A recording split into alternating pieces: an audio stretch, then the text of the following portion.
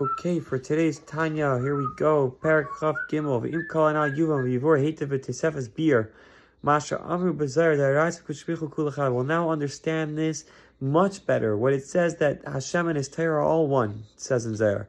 U'tikunim pirshu de'ramach bikunim explains there in the tikunim of the Zayar that explains that the Ramach pikudin inun ramach yivarin de malka, that the 248 limbs of the Melech, of the king, is the 248 commandments of the Torah. What does it mean? What does it mean that it's the Eibishter's limbs, quote unquote? What does that mean? The commandments are the inner desire, the inner will behind the multiplicity of everything going on in the world, behind the thousand things. There is that simple thread of Hashem's will that carries through all of materialistic existence, and we got to work with it. The Cheftzei Amitin is true will behind everything, which is enclosed in all the upper worlds, to give them chayos, for all their life. They're all dependent on acting in the mitzvah. They're all dependent on us. And that means that us doing the mitzvahs and fulfilling them, hulavush pnimi, is an inner enclothement to the pnimius present, to the real, true desire behind everything that we're living. Because in this simple action of doing the mitzvah, you draw down the light and the life force of the Eibishter, the Slavs enclosed in the world, and therefore they're called Ivar de Malka, the limbs of the king, just like the limbs of the body of a person. Him levushi lenafsh are enclothement. They enclothe the nefesh, and they are completely nullified to the soul.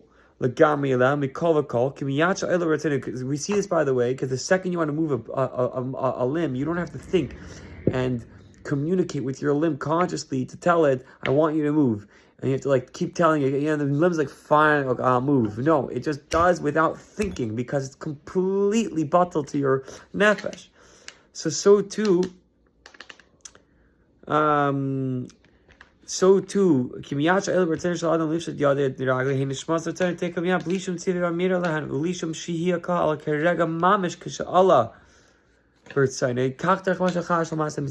the life force behind all the physicality around us. That the second you do a mitzvah, you're displaying how the world's existence is just the limbs of HaKadosh Baruch Hu, which are there to do a mitzvah. You allow the world to be like a guf to the neshama of the world. And this so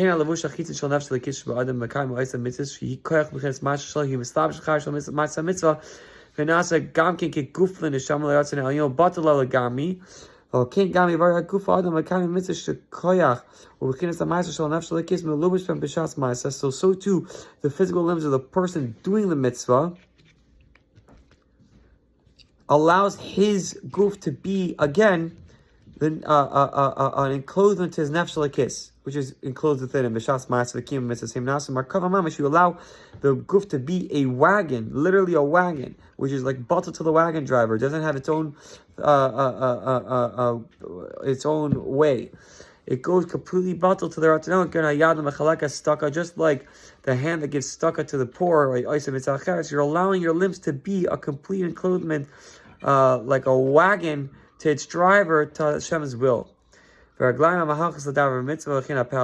when your mouth speaks a mitzvah, your legs go to do mitzvah. This is